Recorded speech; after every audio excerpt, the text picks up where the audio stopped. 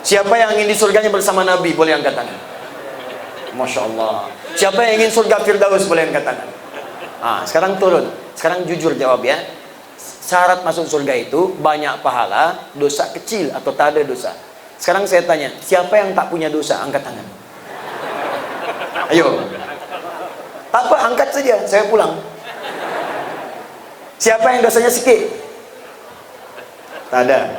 Siapa yang dosanya agak banyak? Boleh angkat. Siapa yang dosanya banyak? Angkat tangan. Ini mulai aneh. Ngaku dosa banyak tapi pengen ke surga. Karena tuh yang pertama, yuk tingkatkan takwa. Sholat. Kalau bisa mulai sekarang keluarkan waktu sholat itu harus hafal. Zuhur jam berapa, asar jam berapa, itu disebut ciri iman. Ciri orang beriman yang pertama itu, bahkan kata Al-Quran, hafal waktu sholat. Buka Quran surah keempat ayat 103, paling kanan pertengahan. Lihat ujung ayatnya. Innas sholata kanat 'alal mu'minina kitaban mawquta. Kalau terjemah biasa diterjemahkan sungguh waktu-waktu sholat itu diketahui oleh orang beriman. Orang beriman itu mengetahui waktu sholat. Tapi kalau diterjemahkan dengan balaghah, sungguh kalau orang merasa punya iman itu pasti dia akan tahu waktu sholat. Dia orang beriman itu tahu waktu sholat. Bagaimana Anda bisa sholat dengan baik kalau tak tahu waktunya? Ini kan aneh. Waktu kerja tahu, waktu gajian hafal, waktu dapat uang belanja tahu, waktu sekolah tahu, berangkat gelap, pulang gelap, tak dapat apa-apa. Allah nunggu kita tiap hari. Siapa yang butuh siapa yang ingin diampuni, siapa yang mau dimaafkan, tapi Anda tak tahu waktunya, bagaimana Anda bisa mendapatkan itu semua? Maka ayo, ini rahasia yang pertama. Semua ulama, semua orang hebat memulai dengan sholat.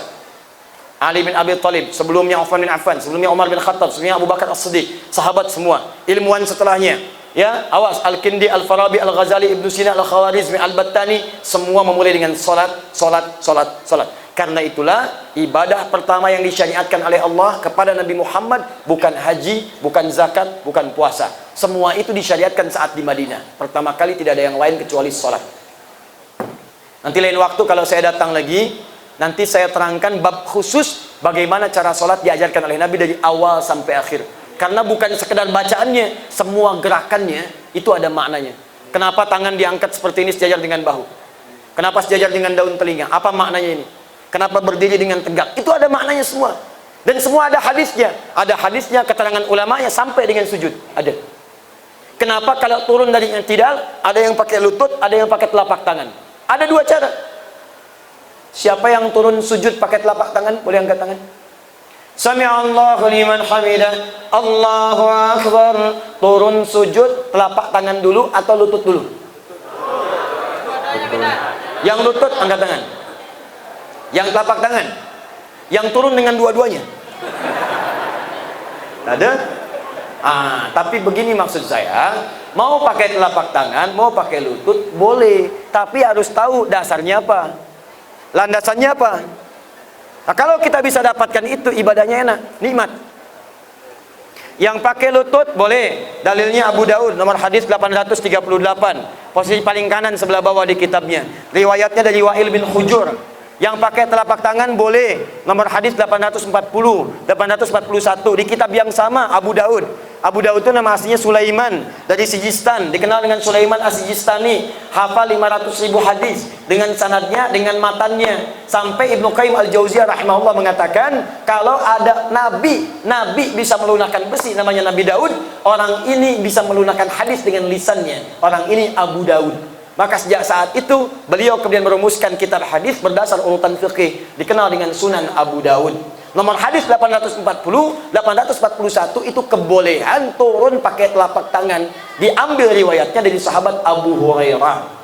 Tapi harus tahu, Abu Hurairah itu masuk Islam 3 tahun sebelum Nabi wafat. Usia Nabi sudah 60 tahun. Nabi sudah sepuh, seringkali sakit-sakitan. Kadang-kadang kalau berdiri tak kuat, pakai tongkat atau bersandar. Karena itu saat pertama kali merasakan sakit, lututnya bermasalah, turunlah pakai telapak tangan. Wa'il masuk Islamnya di awal Islam, Nabi masih sehat, ikut perang Badar, ikut perang Uhud, ikut perang yang lainnya. Nabi turun pakai lututnya.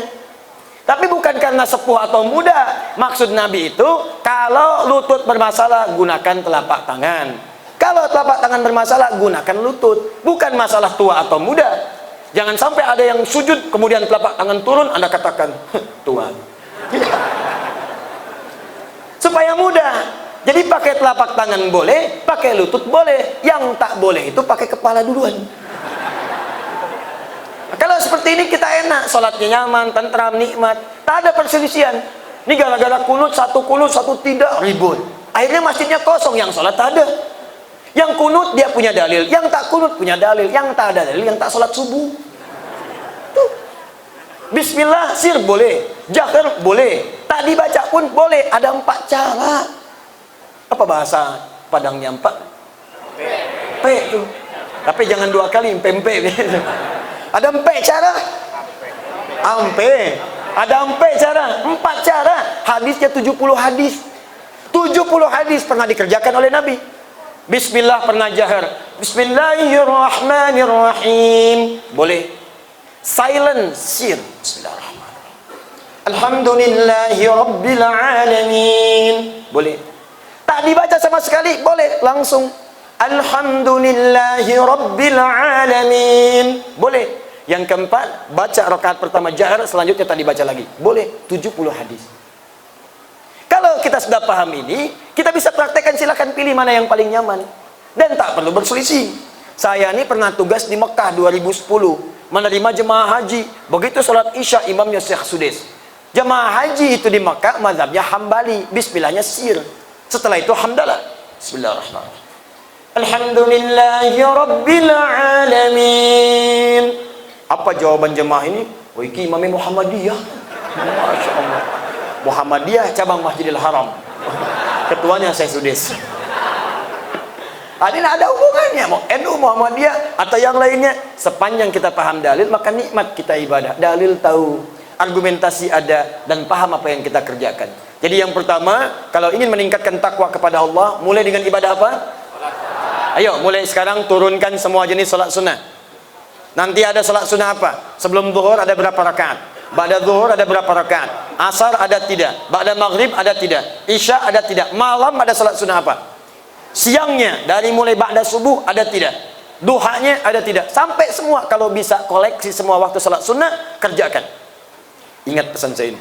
Setelah Anda kerjakan itu konsisten, 40 hari setelah itu, perhatikan, akan terjadi perbedaan dalam hidup Anda. Demi Allah saya katakan, Anda akan berubah. Minimal Anda akan jadi orang baik dan semakin dekat hubungan dengan Allah Subhanahu wa taala. Kalau semakin hebat, puncak yang terakhirnya, ada orang yang saking dekatnya dengan Allah, dia belum meminta kepada Allah, langsung dikabulkan oleh Allah. Doa itu ada yang mengangkat, minta dikabulkan. Ada yang mengangkat, minta terlambat dikabulkan. Ada yang belum mengangkat tangan, baru terbersit di kepala, langsung diberikan oleh Allah. Ada yang perempuan, contohnya Maryam. Ibu kenal Maryam? Yang ini bilang tidak, ibu. Alhamdulillah, ada saingan di sini. Kenal Maryam? Maryam itu bukan nabi, bukan rasul, tapi takwa dekat dengan Allah. Ibu bapaknya menyiapkan dari sejak di kandungan, Bu, dalam kandungan disiapkan oleh ibunya supaya dekat dengan Allah. Dibacakan ayat-ayat yang baik, doa-doa yang baik. Ini boleh sekarang orang-orang perempuan mengandung bacakan Quran. Sudah penelitian. Bacakan. Lahir disiapkan guru yang baik, kasih nama yang baik, bikinkan tempat yang baik, dibuatkan mihrab. Apa yang terjadi? Perhatikan Quran surah ketiga ayat 37-nya. Maryam itu setiap akan diberikan kebutuhan sudah ada di tempatnya. Kullama dakhala 'alaiha Zakaria al-mihrab wajada 'indaha rizqa. Setiap datang pamannya, Allah. Nabi Zakaria membawa pakaian, ada pakaian. Mau bawa makanan, ada makanan. Bawa buah, ada buah. Yang dahsyat, musim anggur, ada anggur normal. Bukan musim anggur, ada anggur. Bukan musim apel, ada apel. Pamannya bertanya, ya Maryamu anna laki hadza. Maryam, dari mana semua ini? Saya akan belum antarkan, kenapa sudah ada? Kata Maryam, huwa min indillah. Qalat, ia berkata, huwa min indillah. Paman, semua ini Allah yang kasih. Jadi kalau anak kecil diajarkan kalimat baik, Allah, astagfirullah, alhamdulillah, dari sejak kecil, maka yang keluar di lisannya Allah, subhanallah, alhamdulillah. Diajarkan dekat dengan Allah, lisan yang keluar pertama kali kalimat-kalimat thayyibah. Saya pernah lihat ada anak kecil mau disuntik di rumah sakit. Saking ibunya banyak mengajarkan kalimat-kalimat amal soleh, begitu mau disuntik, yang keluar bukan tangisan, bukan kalimat-kalimat sedih, bukan kalimat-kalimat biasa. Astagfirullah ya Allah, astagfirullah, ampuni dosa saya ya Allah. Mau disuntik, astagfirullah. Karena memang kosakatanya cuma punya itu. Anak sekarang beda. Lewat polisi, robokan poli, robokan poli. Lihat TV, Tobot, heli, Embers, robokan poli. Luar biasa. Coba tanyakan pada mereka. Tahu Ali bin Abi Thalib? Siapa? Temannya Tobot X. Ya generasinya seperti itu. Kita kembalikan ke sini. Dua, saya cepat supaya kita punya waktu kita diskusi jawab pertanyaan. Yang kedua, ini yang paling dahsyat. Anda kerjakan ini, maka akan merubah hidup kita dari mulai di dunia sampai kembali kepada Allah di akhirat. Yang kedua, cepat ya.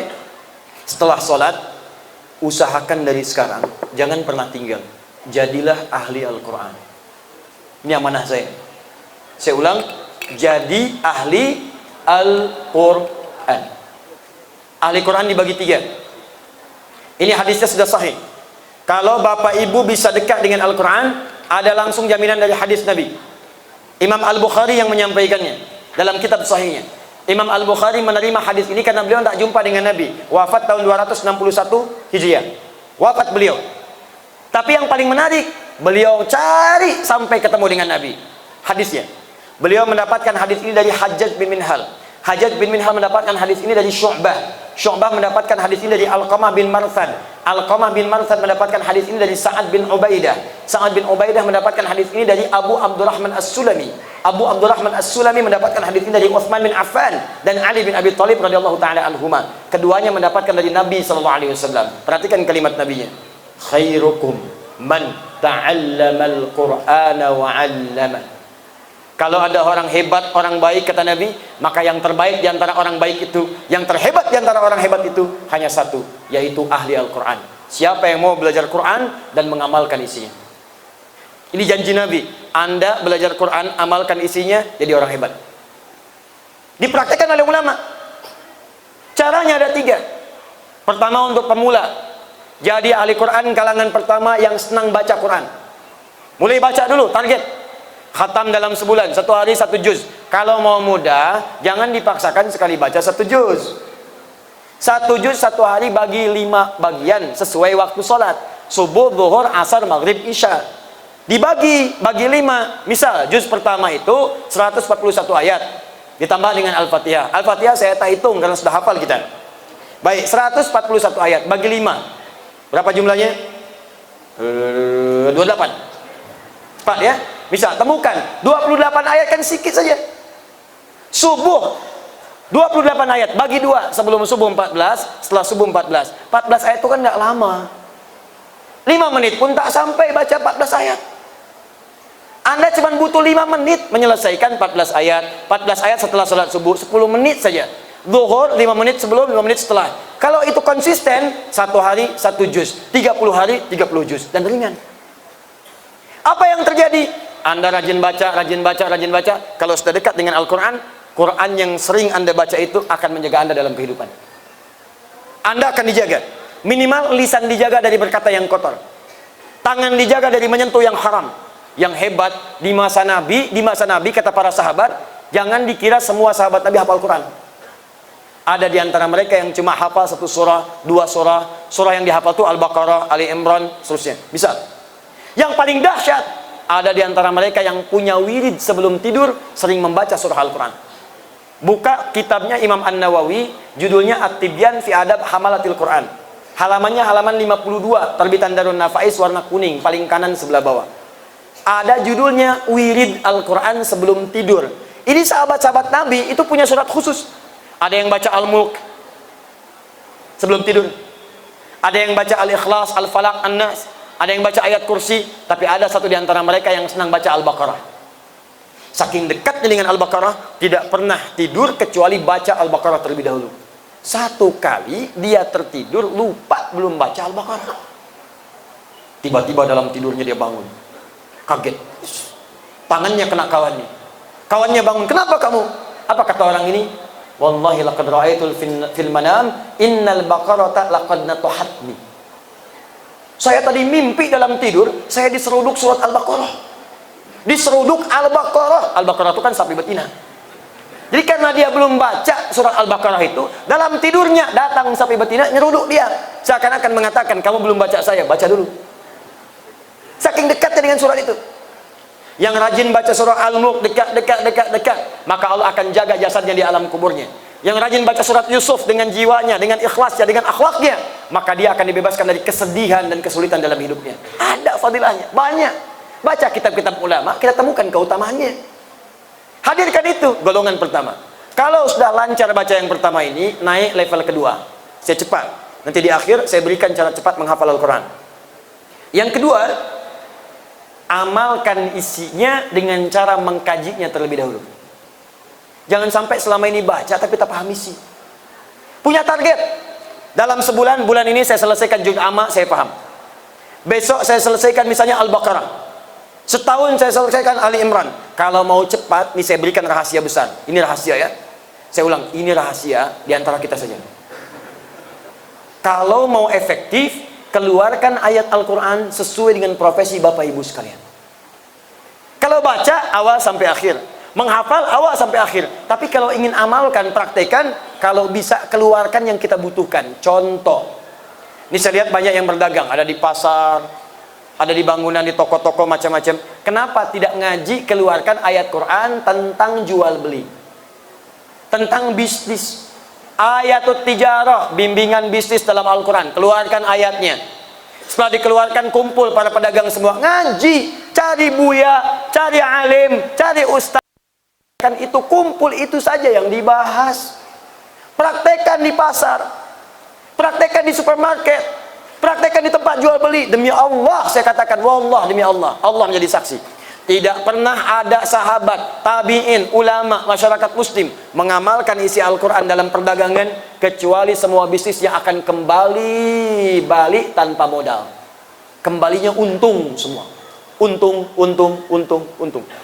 Abdurrahman bin Auf cuma punya waktu 3 bulan. Modalnya pakaian, diamalkan isi bimbingan Nabi melalui beliau, diamalkan 3 bulan jadi orang nomor kaya, nomor 3 paling kaya di Madinah. Setahun jadi orang paling kaya nomor 1 di Madinah. Kapaknya kapak terbuat dari emas, cuma setahun. Utsman bin Affan sampai sekarang asetnya masih ada. Sumurnya yang dulu dibebaskan masih ada. Ya, lembah-lembahnya masih ada. Kebun kurmanya masih ada. Kebun kurmanya dibebaskan. Sekarang wilayah itu akan jadi hotel penginapan. Hasilnya diinvestasikan, disedekahkan pada orang-orang Islam atas nama Utsman bin Affan radhiyallahu taala anhu. Masih ada. Bapak ibu, berapa lama jadi ayah? Ibu berapa tahun jadi ibu? Belasan tahun, puluhan tahun. Kenapa tak diturunkan ayat-ayat menjadi ibu dalam Al-Quran? Kenapa tidak dikaji ayat rumah tangga? Adik-adik yang belajar, kenapa nggak mengeluarkan ayat-ayat pelajaran di Quran? Ayat-ayat ilmu ada. Cara cepat menghafal, Quran surah 9 ayat 122. Cara cepat meningkatkan iman sambil belajar, Quran surah 58 ayat 11. Cara cepat mendapatkan kenikmatan dari Allah saat belajar, Quran surah 96 ayat pertama. Ada semua. Yang rumah tangga ada, yang cari nafkah ada. Quran surah kedua ayat 168. Kalau pengen cepat, Quran surah kedua ayat 172. Ingin cepat lagi, Quran surah 7 ayat ke 96. Ada semua. Apa yang sulit? Keluarkan ayatnya, pelajari. Yang ketiga, ini bagian terakhir dari ceramah kami. Dan ini saya akan tunjukkan kepada Bapak Ibu, saking mudahnya kita bisa melakukannya. Yang ketiga, ini yang diinginkan oleh Al-Quran. Praktekkan Al-Quran dalam hidup kita dari ujung kepala sampai ujung kaki. Jadilah ahli Quran. Hafalkan Qurannya, bukan sekedar dihafal, tapi supaya ayat yang sudah kita hafalkan itu langsung membimbing aktivitas kita dalam hidup. Jadi kalau mau melihat, matanya hadir mengingatkan penglihatan kita. Hei, ini yang harus dilihat, ini jangan dilihat. Qul lil mu'minina yaghuddu min absarihim. Katakan pada pria-pria beriman, ini yang dilihat, ini tak boleh dilihat. Kalau itu bisa dilakukan, jadi ahli Quran yang hebat. Tak ada orang keluar surau tertukar sandal. Tak ada. Begitu mau keluar, mau pakai sandal orang, itu bukan punya kamu, palingkan. Jangan ambil. Tak ada orang salah tanda tangan, pejabat tanda tangan proyek salah, tak ada. Begitu akan tanda tangan, ayatnya berkata, wailul lil mutaffifin, celaka orang yang curang. Wailul lil mukadzibin, celaka kalau berdusta. Muncul ayatnya, bukan cuma hatinya mengatakan jangan lakukan, ayatnya langsung muncul. Ingat ya, tangan orang tahiyat tidak akan pernah dipakai maksiat, malu pada Allah. Dalam sholat kita tiap hari tahiyat, tahiyatulillah, tahiyatulillah. Tangan orang tahiyat menunjuk pada ketaatan pada Allah. Jangan sampai dipakai maksiat, sampai tangan bingung. Ini sholat dipakai, maksiat dipakai, malu pada Allah. Tangan orang tahiyat tak pernah dipakai maksiat. Anda pergi, datang ke kantor, datang proyek disodorkan, Pak, minta tanda tangan. Boleh. Baca dulu, oh, ini tidak bagus, perbaiki dulu. Pak, ini ada fee-nya Pak, 100 juta. Maaf, jari orang tahiyat tidak akan pernah dipakai maksiat. Ambil lagi. Ke toko, ada yang nyogok, Pak, turunkan Pak, ganti kwitansinya. Maaf, tangan orang tahiyat tak bisa dipakai maksiat. Jawab. Tapi ditambahlah Pak, 200 juta. Awal istikharah dulu ya. Tak bisa dipakai maksiat dan tak ada istikharah dalam maksiat. Paham? Yang terakhir adalah ajakan Al-Quran untuk menghafalkan Qurannya, dan hafalan ini dijadikan sebagai bimbingan hidup, bukan sekedar dipakai untuk sholat atau bacaan biasa. Itu boleh dan pahalanya ada, cuma sayang nanti manfaatnya tak dapat. Saya mau tunjukkan menghafal Quran ini begitu mudah, sangat mudah. Kami sekarang buka di Bekasi metode hafalan Quran, diberi nama At-Taisir. Waktu paling lama cuma 30 hari ternyata. Ternyata kita cek, kita itu punya kemampuan luar biasa untuk menghafal Quran. Cepat, tak ada batas. Yang tak bisa lihat, bisa hafal. Yang lumpuh otak, yang tua bisa hafal Quran. Mudah apalagi. Bu, Pak, saya lihat anak-anak saja bisa hafal Quran. Apalagi yang pernah jadi anak-anak. Coba saya tunjukkan pada saya. Siapa yang nggak pernah jadi anak-anak, boleh angkat tangan. Sekarang anak-anak bisa menghafal Quran. Apalagi yang pernah jadi anak-anak. Gampang. Ternyata paling lama 30 hari. Ada yang 23 hari, ada yang 24 hari, ada yang 21 hari. Kemarin terakhir ada anak perempuan 19 tahun hafal Quran 7 hari. 7 hari. Saya mau tunjukkan pada Anda betapa mudahnya menghafal Quran. Nanti saya tunjukkan dari posisinya, dari ayatnya, dari nomornya. Saya tunjukkan nanti di sini. Kurang dari 5 menit Bapak Ibu bisa menghafal Quran. 5 ayat kurang dari 5 menit. Sepakat? Siap? Saya nak tanya dulu. Saya jawab pertanyaan dulu atau simulasi? Yang mau simulasi angkat tangan. Yang mau jawab pertanyaan angkat tangan. Mau jawab Bapak? Baik, nanti kita jawab ya. Ya, saya simulasi sejenak, nanti kita jawab. Atau kita jawab dulu sedikit, saya atur waktunya nih. Setelah 10 menit saya simulasi, karena saya cuma butuh waktu 5 menit. 5 menit, apa 5 ayat dengan nomornya, dengan posisinya, dan insya Allah kurang dari 5 menit. Yakin? Siap? Saya jawab sedikit dulu, setelah itu kita simulasikan. Bismillah. Assalamualaikum. Waalaikumsalam warahmatullahi wabarakatuh. Boleh enggak Ustadz ketika sujud kita membaca doa apa yang kita inginkan, terutama pada saat sujud terakhir? Boleh. Apa dalilnya? Ibnu Abbas radhiyallahu taala anhuma qala Rasulullah sallallahu alaihi wasallam, perhatikan, innama aqrabul 'abdi min rabbih wa huwa sajidun fa aktsirud du'a. Keadaan terdekat antara seorang hamba dengan Tuhannya adalah saat sujud, maka perbanyak doa saat sujud. Apalagi dalil Qurannya? Quran surah ke-48 ayat ke-29. Muhammadur Rasulullah walladzina ma'ahu asyidda'u 'alal kuffar ruhama'u bainahum tarahum ruk'an sujjada yabtaghuna fadlan minallahi wa ridwana. Umat Muhammad itu adalah umat Rasulullah yang penyayang dengan sesama, yang keras terhadap penyimpangan. Engkau akan saksikan umat Nabi Muhammad itu senang sholat. Jadi kalau ada mengaku umat Nabi Muhammad tak mau sholat, dipertanyakan dia umat Nabi Muhammad atau bukan. Tarahum ruk'a sujada, engkau lihat dalam ruku dan sujudnya, yabtaghuna fadlan minallahi wa ridwana. Dalam sujudnya dia banyak berdoa kepada Allah, minta keutamaan hidup dan ridha Allah Subhanahu wa taala. Jadi kalau bertanya bolehkah banyak berdoa dalam sujud? Boleh. Pertanyaannya bagaimana caranya? Caranya. Yang pertama, kalau doa itu pernah diajarkan oleh Nabi dengan lafadznya, maka silahkan baca langsung dengan lafadznya, sah. Selain ayat Al-Quran. Kalau ayat Al-Quran tak boleh dibaca dalam sujud, kecuali potongan ayat yang diniatkan sebagai doa, bukan ayatnya. Misal, Rabbana atina fid dunya hasanah wa fil akhirati hasanah wa qina adzabannar, diniatkan sebagai doa, bukan ayatnya.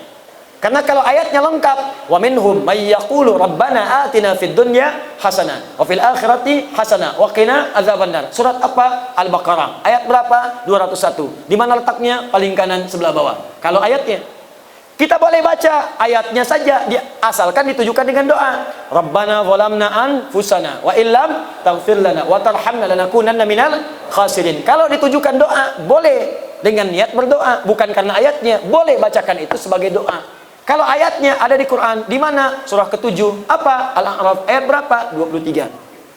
Jelas ya?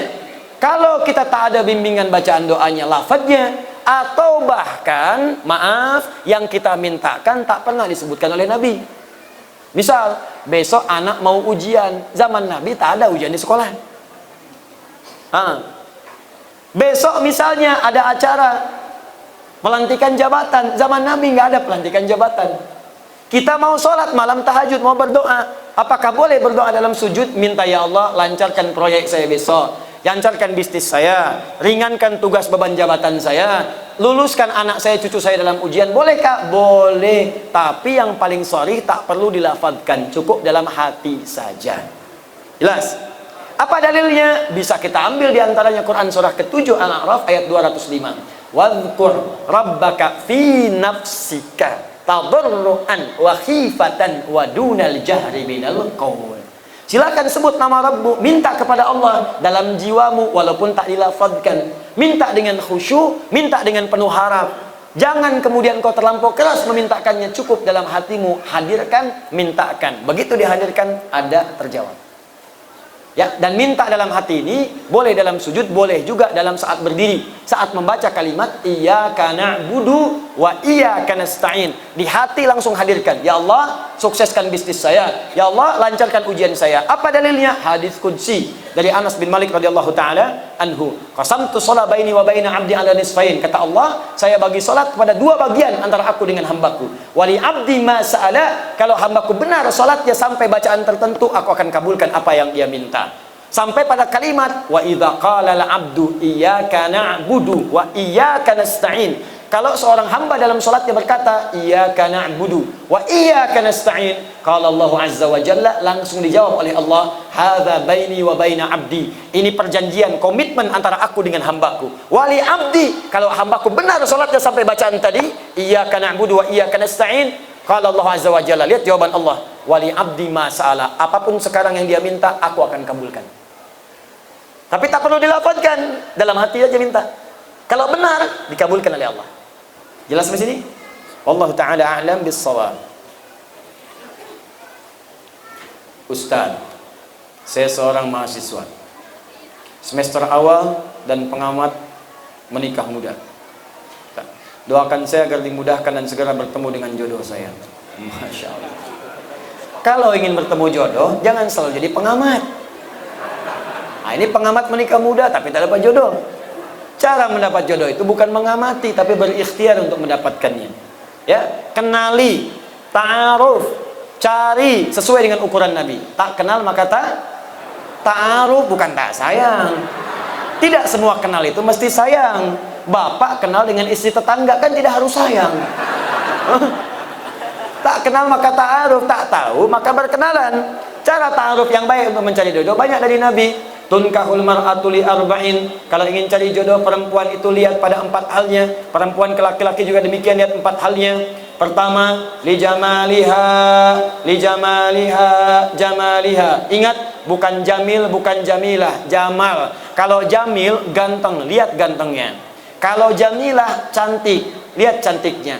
Jamil ganteng, Saiful ganteng, Saiful jamil. Jamilah cantik, Mulan cantik, Mulan jamilah. Tapi kalau jamalah itu adalah penampakan keindahan yang terpampang pada warasnya, pada parasnya. Di bagaimana kalau ditatap itu jadi senang. Kata orang cantik itu relatif, jelek itu mutlak. Tapi ada orang yang wajah biasa, tapi kalau ditatap indah, enak, suaranya merdu. Memang parasnya 100%, tapi cerewetnya 1000%. Nah, enak juga.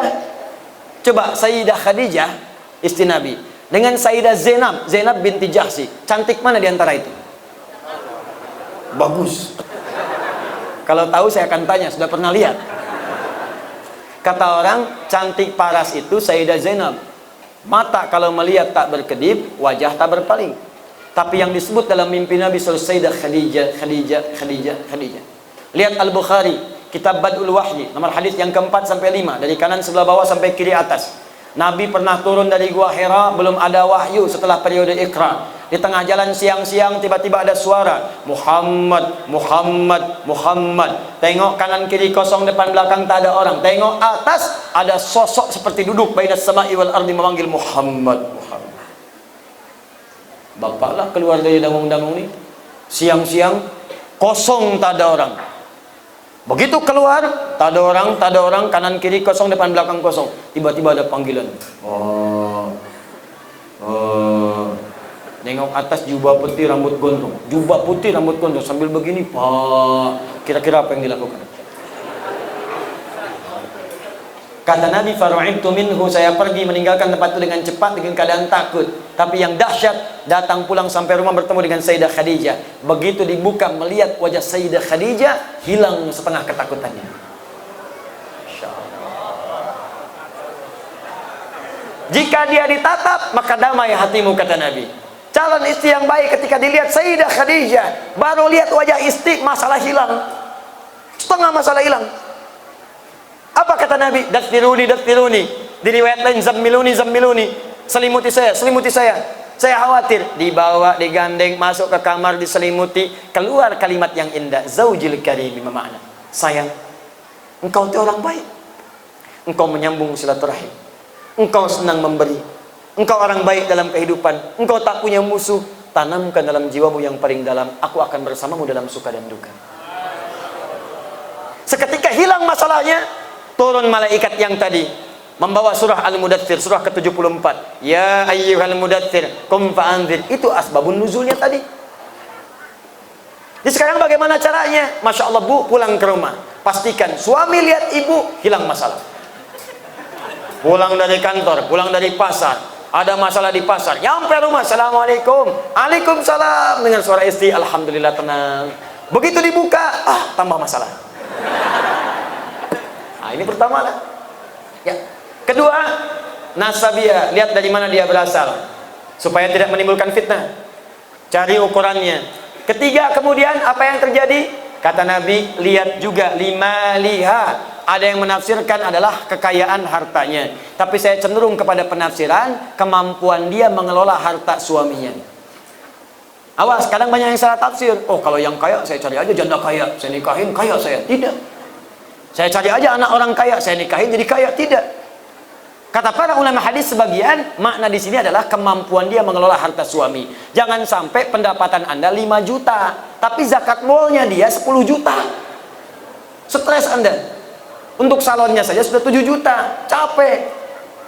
Yang terakhir, yang keempat, lidiniha, ketaatannya kepada Allah.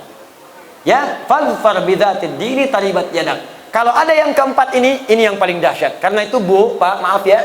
Kalau ada seorang pemuda, akhlaknya baik, agamanya bagus, Qur'annya hafal, taat pada Allah, kata Nabi, jangan ditolak tuh karena sulit untuk menemukannya.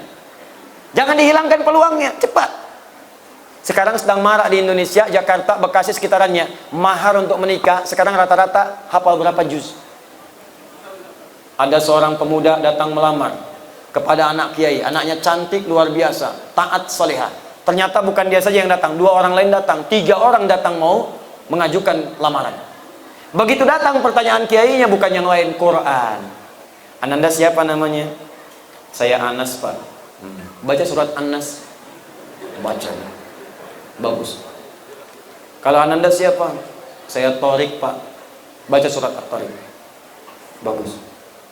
Yang ketiga, belum ditanya, udah pucat wajahnya.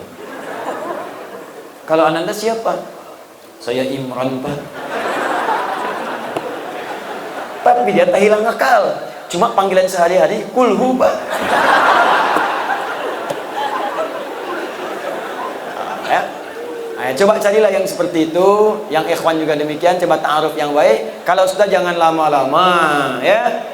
Lamar dengan baik. Doa malamnya istikharah. Nampak dia, besoknya lamar. Doakan, sentuhlah ia tepat di hatinya. Maka ia akan jadi milik untuk selamanya. Bikin status. Udah datang. Dan para akhwat saya nasihati ya, awas nih yang belum menikah, jangan dengarkan rayuan-rayuan gombal para lelaki. Aku mencintaimu. Jangan dipercaya. Katakan padanya, buktikan cintamu dengan menuliskan namaku di buku nikah kita. Catat. Itu punya BPKB. Apa itu BPKB? Buku pernikahan kita berdua.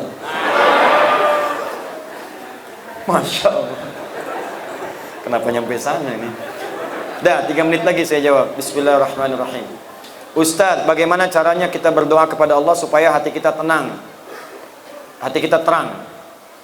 Caranya yang berdoa, minta kepada Allah supaya diterangkan hati. Bagaimana caranya? Yuk kita mulai beberapa bagian dari Al-Quran. Pertama, tingkatkan zikir kepada Allah. Apa itu zikir? Zikir itu amalan yang punya pengaruh kepada hati. Selain tenang, nanti Allah akan turunkan cahaya. Apa dalilnya? Quran surah ke-13 ayat 28. Ala bi dzikrillahi tatmainnul qulub. Apa amalannya? Pertama salat, karena itu salat disebut dengan zikir. Apa dalilnya? Quran surah ke-20 ayat ke-14. Innani anallahu la ilaha illa ana fa'budni wa aqimis salata lidzikri. Tunaikan salat sebagai zikir kepadaku. Amalan kedua apa? Rajin baca Al-Quran. Rajin. Datang surau, baca Quran. Pulang kamar, baca Quran. Walaupun tak harus panjang-panjang, konsisten bacakan. Maka Allah akan berikan hidayah dan kemuliaan. Apa dalilnya? Quran surah 15 ayat 9. Inna nahnu nazzalna dzikra wa inna lahu lahafidhun. Kami yang telah turunkan Al-Quran sebagai zikir. Jadi baca Quran itu zikir. Amalan ketiga, mulai menghafal walaupun ayat-ayat pendek. Menghafal Quran itu bagian dari zikir. Apa dalilnya? Quran surah ke-54 ayat ke-17, ayat ke-22, ayat 32, ayat ke-40. Walaqad yassarnal Qur'ana lidzikri fahal mim muddakir. Kami telah mudahkan Al-Quran yang bisa digunakan sebagai zikir untuk dihafalkan. Baca, maka akan terbuka segala kemuliaan. Ada lagi yang zikrullah, sebut nama Allah. Ya Allah, ya Rahman, ya Rahim, al-asmaul husna. Apa dalilnya? Quran surah kedua Al-Baqarah ayat 152. Fadhkuruni adzkurkum. Zikir kepadaku, aku akan menyebut namamu. Bagaimana cara berzikirnya? Quran surah ke-17 ayat 110. Qulillah, sebut nama Allah. Ya Allah, ya Allah, ya Allah. Awir Rahman atau Ar-Rahman, Ar-Rahman, Ar-Rahman. Ayyamma tad'u falahul asmaul husna. Atau sebutkan nama-nama Allah dari al-asmaul husna. Terakhir, sebut dengan kalimat thayyibah. Subhanallah, alhamdulillah, Allahu akbar. Hadis Muslim dalilnya, nomor hadis 571. Apa dalil Qur'annya? Quran surah keempat ayat 103. Fa idza qadaitumus salata, jika Anda selesai menunaikan salat, fadhkurullaha. Cepat berzikir kepada Allah. Ada lagi zikir spesial. Kalau ini bisa dilakukan, maka Allah akan menjaga Anda dari perbuatan maksiat dan dibukakan segala hal-hal yang buruk dalam kehidupan untuk dijauhi. Apa zikirnya? Istighfar sebelum subuh. Sebelum tiba subuh, tahajud, tunggu subuh, istighfar. Astaghfirullah, astaghfirullah, astaghfirullah, astaghfirullahalazim alladzi la ilaha illa huwal hayyul qayyum wa natubu ilaih. Apa dalilnya? Quran surah 51 ayat 18, paling kanan pertengahan. Wabil ashari hum yastaghfirun. Wallahu ta'ala alam bissawab.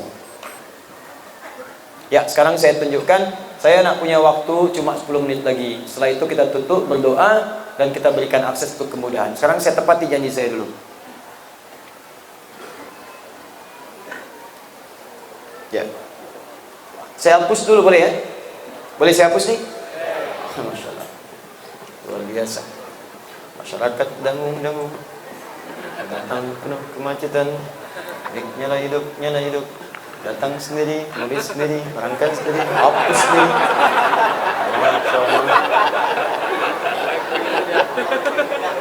Luar biasa. Jamaah itu tinggal lihat saja, amalkan masuk surga. Masya Allah.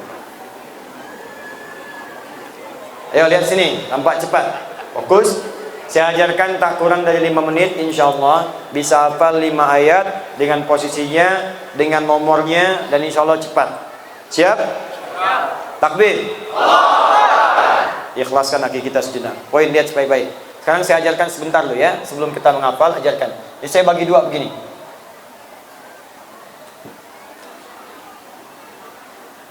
Kalau tak nampak bisa ikuti pelan-pelan. Lihat sini. Kalau sebelah sini saya tulis kanan. Apa? Kalau sebelah sini kiri, saya tulis kiri. Kiri. Ini apa? Kiri. Ini apa? Kanan. Kanan, kiri. Kanan, kiri. Lihat sini. Kita gunakan bahasa Indonesia supaya mudah ya. Perhatikan baik-baik. Kalau yang ini, yang paling atas, kalau di sini sebut kanan atas. Apa? Kanan atas. Ini apa? Kanan atas. Yang ini tengah. Apa? Kanan. Yang ini? Kanan. Ini apa? Kanan. Ini apa? Kanan. Ini apa? Kanan. Sama yang kiri. Yang ini apa? Kiri atas. Ini? Ini? Baik, ulangi. Ini? Ini? Ini?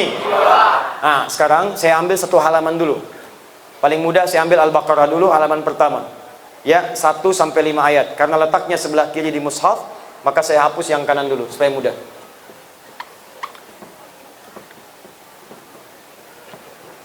Ini nanti insya Allah hafal 5 ayat ini dengan cepat. 1. Di mana letaknya? Kiri atas. 2. Di mana letaknya? Kiri atas. Masih di atas, tengah yang ini. 3. Di mana letaknya? 4. Kiri bawah. 5. Saya tuliskan ya. Nanti saya ajarkan dengan cepat insya Allah. 1 alif lam mim. 1 apa? Baik. 2 kita singkat dzalika. Dzalikal kitabu la raiba fi. 2 apa? Dzalika. 2 apa? Baik. 3 alladzina. 3 apa? Baik. 4 walladzina. Baik. Pakai wawu bedanya. Walladzina. 5 ulaika. Apa? Ulangi. Nah, sekarang lihat baik-baik ya. Perhatikan baik-baik. Alif lam mim di kiri apa? Nomor 1. Alladzina nomor 3. Kiri. Ulaika kiri. Nah, sekarang perhatikan. Saya mulai dihitung. Sekarang jam 12 lewat 4:47. Taruhlah jam 12 lewat 5. Sekarang perhatikan, saya punya waktu 5 menit. Saya akan tunjukkan kurang dari 5 menit kita bisa insya Allah. Yuk, saya ajarkan atas dengan paling bawah dulu supaya gampang. Atas nomor 1. 1 alif lam mim. 1 apa? 1 apa? Baik. Saya hapus. Sekarang perhatikan. Diam baik-baik, dengarkan. Langsung ke 5 paling bawah supaya kita tahu nanti 1 dengan 5 tinggal yang tengahnya. 5 ulaika. Apa? 5 5 1 dengan 5 sudah tahu. Sekarang tinggal ke tengah. Perhatikan, saya berikan yang mirip dulu supaya mudah dihafalkan. 3 alladzina. Apa? 3 apa? Alladzina. Yang 4 tinggal tambah wawu. Walladzina. 3 apa? 4 apa? 5 apa? 5 apa? 1 3 4 3 4 tinggal 2. Dzalika. 2 dzalika. 2. Baik, 1 2 3 4 5. Baca urut dari belakang. 5 4 3 2 1. Acak. 3 5 1. Bacakan nomornya. Ulaika. Posisi kiri bawah. Dzalika. Posisi. Baik. Ini surat apa? Ayat berapa? Posisinya di mana? Perhatikan baik-baik. Dzalikal kitabu la raiba fi. Dzalika. Surat apa? Ayat keberapa? Posisi? Bisa. Cuma 2 menit. Gampang. Nih. Lihat. Ini apa? Bukanlah kosong, tak ada apa-apa. Tapi karena yang terbayang Quran, kemana-mana tuh ke bawahnya Quran. Ternyata gampang. Iqbal mana Iqbal? Bal. Sini Bal, sini Bal. Ada mic-nya lagi nggak? Ini diantara murid kami nih, ada murid-murid sedang belajar. Nanti ada yang kecil lah, 7 tahun. Tidak, kapan-kapan saya bawa ini. Ini Iqbal, ada mic-nya lagi?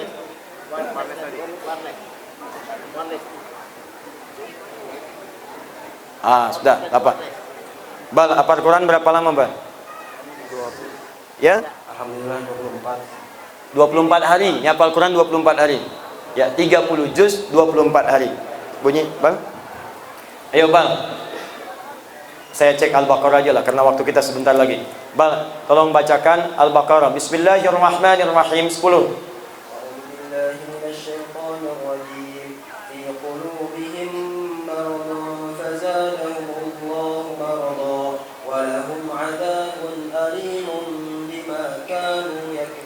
Tukar. Lompat 20.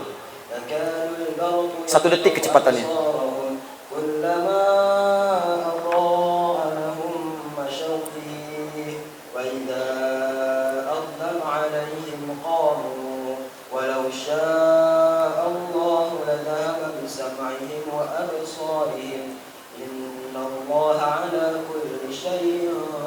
Posisinya di mana?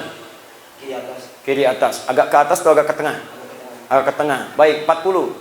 Ya bani Israil اذكروا نعمتي التي أنعمت عليكم وأوفوا بعهدي أوف بعهدكم وإياي فارهبون. Saya tidak janjian ya, ini spontan saja. Baik, yang mirip dengan itu ayat berapa?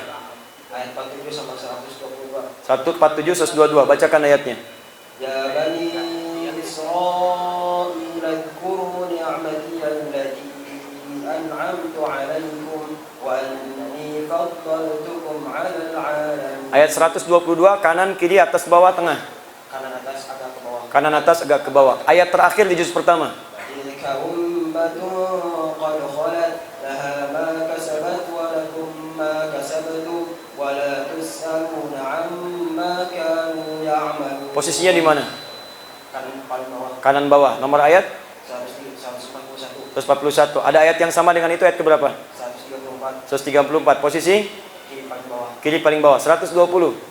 Walan tarda 'anka al-yahud walan nasara hatta tattabi'a millatahum qul inna hudallahi huwal huda wa la in ittaba'ta ahwa'ahum ba'da alladhi ja'aka minal 'ilm ma laka minallahi min waliyyin wa la nasir. 129. ربنا وابعث فيهم رسولا منهم يتلو عليهم آياتك ويعلمهم الكتاب والحكمة ويزكيهم إنك أنت العزيز الحكيم. Baca mundur 128. ربنا واجعلنا مسلمين لك ومن ذريتنا أمة مسلمة لك وأرنا مناسكنا وتب علينا إنك أنت التواب الرحيم. 127. وإذ يرفع إبراهيم القواعد من البيت وإسماعيل ربنا تقبل منا إنك أنت السميع العليم. Posisinya di mana?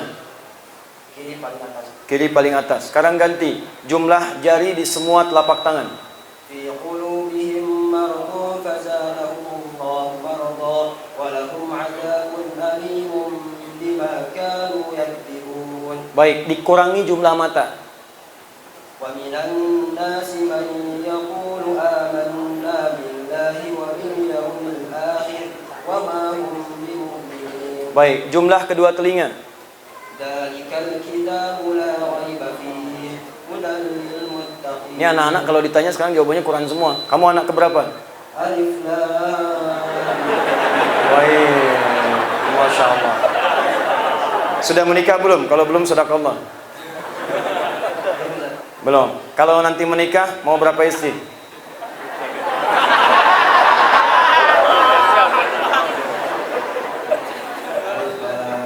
Alif Lam. Ada calon apa? Baik, ini anak didik kami, saya pernah kirim ke Istanbul setahun, Bali. Sekarang dia mau ke Sudan nanti. Jadi kami ada program pendidikan kadar ulama. Jadi kalau dari dangung-dangung ini ada, mau ikut, kita nanti buka pekan ini untuk pendaftaran. Belajar setahun dengan kami, saya yang tanggung semua. Akomodasinya, tinggalnya selama setahun, setelah itu kami kirim keluar untuk belajar. Anak-anak ini dia lulus di Al-Azhar, ya, tapi nanti mau ke Sudan juga. Dan sudah hafal Quran ini 24 hari, ada kawannya 21 hari. Ada yang 23 hari, ya, ada anak-anak kecil. Saya ingin tidak ada batas. Ada yang sekarang ikut at-taisir usianya 60 tahun. Ada yang 78 tahun. Dia mulai dengan juz amma, 7 hari hafal juz amma, juz 30. Ya, dan seterusnya. Insya Allah mudah. Siap jadi ahli Quran? Nah, nanti kalau tidak sempat, ada trenernya datang sana. Nanti insya Allah ikuti. Kita akan bimbing nanti secara jarak jauh. Mudah-mudahan nanti ada di sini jadi ahli-ahli Quran di masa depan insya Allah. Baik ya. Tidak cukup dengan amin. Siapkan dari sekarang. Maksimalkan. Atur waktunya. Siap? Takbir. Baik, saya punya permohonan pada Bapak Ibu sekalian. Sebelum kita berdoa, minta pada Allah yang baik-baik. Nanti tolong kami beri akses jenak karena kita ini harus tepat waktu. Ya, sampai di lokasi selanjutnya. Juga untuk nanti kembali ke Padang dengan persiapan untuk pulang. Saya ini sudah ada tamu dari Sudan, 2 orang khusus untuk membawa anak-anak kita 25 orang beasiswa plus 15 orang penghafal Quran. Saya sudah sampaikan ke Wali Kota Padang saat di Padang diberikan 10. Kalau dangung-dangung ini ada misalnya yang hafal Quran 30 juz, dia laki-laki dan sudah ada berkas-berkasnya siap, insya Allah kami juga berikan beasiswa untuk berangkat nanti ke sana dan bisa belajar jadi ahli Quran sampai pulang dan berdakwah kembali dangung-dangung insya Allah. Ya. Mari kita berdoa kepada Allah Subhanahu wa taala. Ada 3 cara berdoa. Pertama cukup dengan hamdalah kalau ingin singkat. Kedua kifaratul majlis kalau ada hal yang barangkali dipersengketakan di majlis. Ketiga kadang Nabi berdoa, sahabat mengaminkan. Saya coba gabungkan ketiganya. Mudah-mudahan keberkahannya Allah tambahkan dan mudah-mudahan diridhai oleh Allah Subhanahu wa taala. Allahumma salli wa sallim wa barik ala rasulika al-karim nabiyyikal amin nabiyina Muhammad sallallahu alaihi wasallam. Allahumma lakal hamdu kama yanbaghi li jalali wajhikal karim wa li 'azimi sultanik. Allahumma ya Allah taqabbal minna innaka antas samiul alim wa tub alaina innaka antat tawwabur rahim.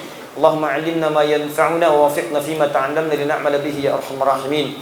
Rabbana la tada' lana fi maqamina hadha wa fi kulli maqamin dhanban illa ghafartah. Ya Allah, kalau ada satu orang pun datang di masjid ini, di majlis ini membawa dosa, maka mohon ampuni segala dosa-dosanya. Wala hamman illa farajtah, jika ada yang datang tengah gelisah di rumah tangganya, di kehidupannya, maka mohon tenangkan hatinya. Allahumma wala maridan illa syafaitah, jika ada yang hadir di tempat ini sakit ya Allah, maka seberat apapun penyakitnya mohon angkat dan sembuhkan. Allahumma wala asran illa yassartah, jika ada kesulitan sedang dialami mohon angkat dan mudahkan segala urusannya ya arhamar rahimin. Allahumma ya Allah ij'alna min ahli al-Qur'an waj'alil Qur'ana sahiban lana fid dunya wa syafi'an lana fil akhirati ya rabbal alamin. Ya Allah, jadikan kami bagian dari ahli Qur'an, jadikan Qur'an sebagai sahabat kami di dunia dan syafaat bagi kami di akhirat kelak. Allahumma rabbana atina fid dunya hasanah fil akhirati hasanah wa qina adzabannar. Allahumma barik ahla daum ya rabbal alamin. Barik ya Allah ahla Sumatera al-Gharbiyah al-Arhamar Rahimin wa barik ahla Indonesia ammatan ya rabbal alamin. Ya Allah, turunkan keberkahan di dagung-dagung, berikan keberkahan pada warganya, berikan keberkahan pada warga Sumatera Barat, berikan keberkahan pada warga kami Indonesia ya Allah. Anugerahkan keberkahan kepada kami dan jadikan kami negara yang Engkau berkahi dan Engkau ridai. Allahumma bifadlika subhana rabbika rabbil izzati amma yasifun wa salamun alal mursalin wa akhiru da'wana alhamdulillahi rabbil alamin.